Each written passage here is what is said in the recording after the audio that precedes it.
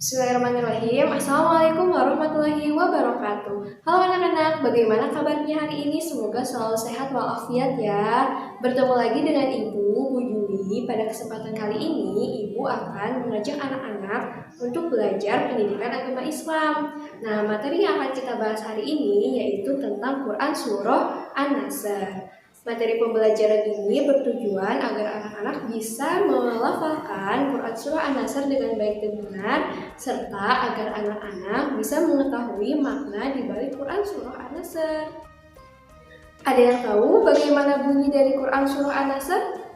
Yuk kita baca bareng-bareng. A'udzu billahi minasyaitonir rajim. Bismillahirrahmanirrahim. Idza jaa nasrullahi wal fath wa ra'aitan nasa yadkhuluna fi dinillahi afwaja fasabbih bihamdi rabbika wastaghfir innahu kana tawwaba. Nah, anak-anak, Quran Surah An-Nasr ini merupakan surah yang ke-110 di dalam urutan Al-Quran. Nah, surah An-Nasr ini diturunkan setelah Quran Surah At-Taghabun. Dan surah An-Nasr ini merupakan surat Madaniyah. Surat An-Nasr ini disebut surat Madaniyah walaupun surat ini diturunkan di Mekah. Jadi begini anak-anak, surat di dalam Al-Quran itu terbagi menjadi dua. Yang pertama surat Makkiyah, yang kedua adalah surat Madaniyah. Surat Makkiyah adalah surat yang diturunkan kepada Nabi Muhammad SAW yang mana sebelum Nabi Muhammad SAW hijrah. Sedangkan surat Madaniyah adalah surat yang diturunkan kepada Nabi Muhammad SAW tetapi setelah Rasulullah hijrah. Jadi walaupun diturunkannya di Mekah, tapi setelah Rasulullah hijrah ke Madinah berarti disebutnya surat Madaniyah. Begitu anak-anak, contohnya seperti Quran Surah An-Nasr ini. Anak-anak, surat An-Nasr ini diturunkan karena sebuah peristiwa. Peristiwanya itu adalah peristiwa Fathul Mekah. Ada yang tahu bagaimana cerita dari Fathul Mekah? Mari kita simak video berikut ini. Baiklah, Fathu Mekah adalah peristiwa pembebasan kota Mekah oleh Nabi Muhammad SAW beserta kaum muslimin dari cengkraman orang kafir Quraisy. Terjadi pada tahun 630 Masehi atau bertepatan dengan 10 Ramadan 8 Hijriah. Ketika itu, Rasulullah SAW dengan kekuatan tidak kurang dari 10.000 orang pasukan berangkat dari Madinah setelah asar. Ini adalah sebuah operasi militer rahasia yang tidak diketahui orang-orang kafir Quraisy di Mekah. Pak Guru, apa penyebabnya sehingga Nabi mengerahkan pasukan sebesar itu? Awalnya adalah tindakan pengkhianatan dari orang-orang Bani Bakr terhadap perjanjian damai Hudaibiyah yang disepakati oleh kaum muslimin dan kafir Quraisy. Pada suatu malam, di satu tempat dekat mata air bernama Al-Watir, sekelompok orang dari Banu Khuza'ah yang merupakan salah satu suku pendukung dan pembela Nabi Muhammad SAW tengah beristirahat. Sebagian dari mereka ada yang tertidur, sebagiannya lagi ada yang tengah melaksanakan sholat. Namun, tanpa mereka sadari, di balik rimbunan semak dan pohon, ada mata-mata yang mengintai. Kalian siap? Lalu malam yang sunyi itu pun dipecahkan dengan teriakan keras. Serang!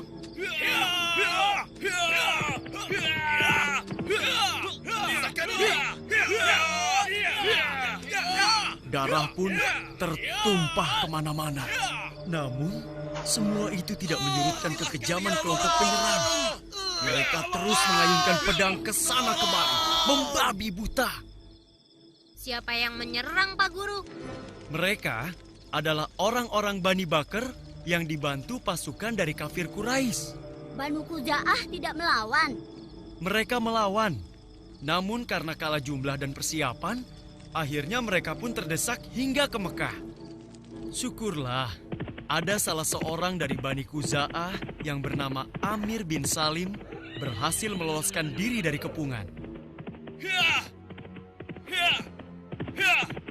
Hah? Ada apa ya? Iya, itu siapa ya?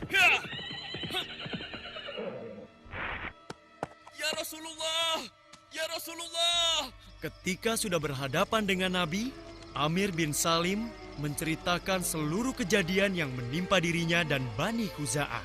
Maka, Amir bin Salim pun meminta bantuan Nabi untuk menghukum kaum kafir Quraisy. Dan Rasulullah pun menjawab, "Engkau pasti akan ditolong, wahai Amir bin Salim." Tiba-tiba, saat itu muncul mendung di langit. Lalu beliau bersabda, "Mendung ini akan memudahkan pertolongan bagi Bani Ka'ab." Nah, inilah yang menjadi awal pengiriman pasukan kaum muslimin ke kota Mekah. Nabi Muhammad SAW memasuki Mekah dari dataran tinggi Qida dan memerintahkan Khalid bin Walid bersama pasukannya agar memasuki Mekah dari dataran rendah Qida. Akhirnya, kaum muslimin memasuki Mekah tanpa mendapatkan perlawanan, kecuali Khalid bin Walid. Ia menghadapi sejumlah kaum musyrikin yang di antara mereka terdapat Ikrimah bin Abu Jahal. Khalid memerangi mereka dan berhasil membunuh 24 orang dari Quraisy dan 4 orang dari Khuzail. Nabi Muhammad SAW mulai memasuki kota Mekah dengan menunggangi unta dan mengenakan sorban berwarna hijau di tubuhnya. Rasulullah terus menundukkan kepalanya sampai menyentuh punggung unta. Inilah bentuk sikap merendahkan diri kepada Allah Subhanahu wa Ta'ala. Beliau menyadari betul, hanya berkat pertolongan Allah sajalah semua ini bisa terjadi. Lalu, apa yang dilakukan Nabi setelah itu, Pak Guru? Selanjutnya, Rasulullah SAW bersama-sama Muhajirin dan Ansor menuju Ka'bah. Di sana, beliau menghampiri Hajar Aswad dan menciumnya. Setelah itu bertawaf mengelilingi Ka'bah. Ketika itu, di sekitar Ka'bah terdapat 360 berhala. Kemudian, Rasulullah SAW dengan menggunakan tongkatnya menghancurkan berhala itu satu persatu. Subhanallah, setelah 8 tahun terusir, akhirnya Rasulullah dan kaum muslimin kembali ke kota Mekah dengan kemenangan yang gemilang. Kemenangan yang diraih dengan damai. Kemenangan yang tidak diikuti rasa sombong dan keangkuhan, tapi penuh rasa syukur dan kerendahan hati pada Allah. Kemenangan yang membawa ketenangan dan ketentraman. Kemenangan, apa ya? Wah, susah deh kalau dapat giliran yang terakhir. Aduh, apa ya? Nah, kemenangan yang menandai bahwa tugas Nabi mau selesai. Hah? Jangan asal kamu, Dok. Iya nih, nggak pakai mikir kalau ngomong. Kalian jangan marah dulu. Apa yang dikatakan Dodo bisa jadi benar juga. Hah? Maksudnya, Pak?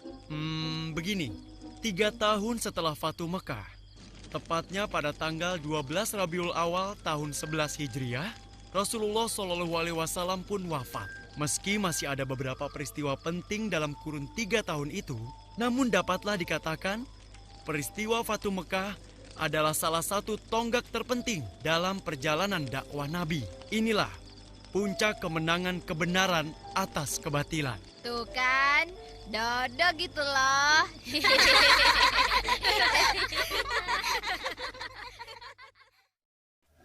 Nah, anak-anak, dulu itu Mekah tidak seperti yang kita lihat sekarang. Dulu di sekeliling Ka'bah masih banyak berhala-berhala, dari mulai berhala yang paling besar sampai berhala-berhala yang paling kecil. Dulu itu orang-orang Mekah masih melanjutkan agama kepercayaan nenek moyang terdahulu. Jadi dulu itu di Mekah masih banyak perbuatan-perbuatan yang tidak baik anak-anak, seperti mabuk-mabukan, berjudi, bahkan membunuh bayi perempuan dan lain sebagainya. Ketika Rasulullah berdakwah di Mekah, kebanyakan orang-orang Mekah yaitu penduduk Quraisy tidak ingin mengikuti kebenaran. Malahan orang-orang yang masuk Islam ditindas oleh orang kafir Quraisy. Misalnya seperti Bilal bin Rabah. Bilal bin Rabah ditimpakan batu yang sangat besar dan dijemur di bawah terik matahari, bahkan dipaksa untuk keluar dari agama Islam. Tetapi Bilal bin Rabah tetap pada keyakinannya, yaitu kepada Allah Subhanahu wa Ta'ala. Inilah yang mengakibatkan Rasulullah dan pengikut-pengikutnya hijrah ke Madinah. Jadi begitu awalnya anak-anak. Surat An-Nasr ini artinya adalah pertolongan. Yuk kita simak dulu arti dari setiap ayatnya. Apabila telah datang pertolongan Allah dan kemenangan, dan engkau melihat manusia berbondong-bondong masuk agama Allah, maka bertasbihlah dengan memuji Tuhanmu dan mohonlah ampun kepadanya. Sungguh Dia Maha Penerima Taubat. Nah, makna dari surat ini yaitu jika kita mendapat sebuah keberhasilan, maka jangan lupa kita harus bersyukur kepada Allah dengan cara mengucapkan Alhamdulillah. Dan di samping itu, tidak lupa kita juga harus memohon ampun kepada Allah barangkali dari tindakan kita itu ada yang salah. Seperti itu ya anak-anak. Nah, anak-anak, tugas pada pertemuan kali ini yaitu adalah sebagai berikut. Kalian lihat di sini ya. Anak-anak, dari Ibu dicukupkan sekian. Apabila ada yang belum dipahami dan ingin ditanyakan, silakan langsung menghubungi Ibu ya.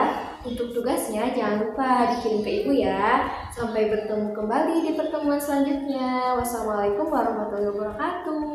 Dadah.